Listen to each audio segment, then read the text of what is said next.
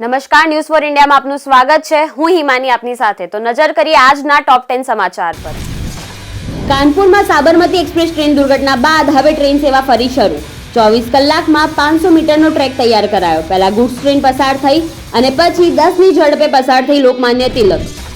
કોલકાતાની RG Kar medical કોલેજમાં trainee doctor સાથે બળાત્કાર અને હત્યાના મામલામાં ચોંકાવનારી માહિતી સામે આવી. સીબીઆઈની અત્યાર સુધીની તપાસ અને ડોક્ટરના બેચમેન્ટ્સના નિવેદનો પરથી જાણવા મળ્યું કે માનવ અંગોના ગેરકાયદે વેપારનો પર્દાફાશ કરવાના પ્રયાસોને રોકવા માટે તાલીમાર્થી ડોક્ટરને રસ્તામાંથી હટાવી દેવામાં આવી હતી.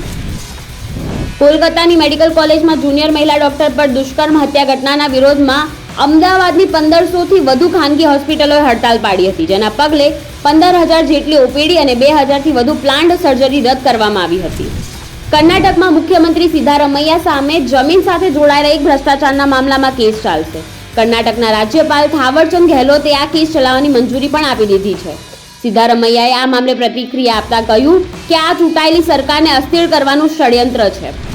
ગૃહ રાજ્યમંત્રી હર્ષ સંઘવીના પિતાનું નિધન. હર્ષ સંઘવીના પિતા રમેશચંદ્ર સંઘવીએ હોસ્પિટલમાં લીધા અંતિમ શ્વાસ.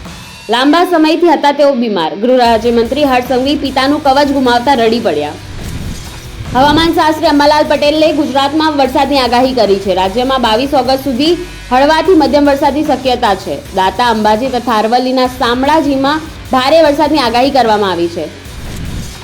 અમેરિકામાં 5 નવેમ્બરે રાષ્ટ્રપતિની ચૂંટણી યોજાવાની છે. તો ઉપરાષ્ટ્રપતિ અને ડેમોક્રેટિક પાર્ટીના ઉમેદવાર કમલા હેરિસે કહ્યું, જો હું જીતીશ તો ગરીબોના અચ્છે દિન આવશે, જો ટ્રમ્પ આવશે તો નુકસાન કરશે.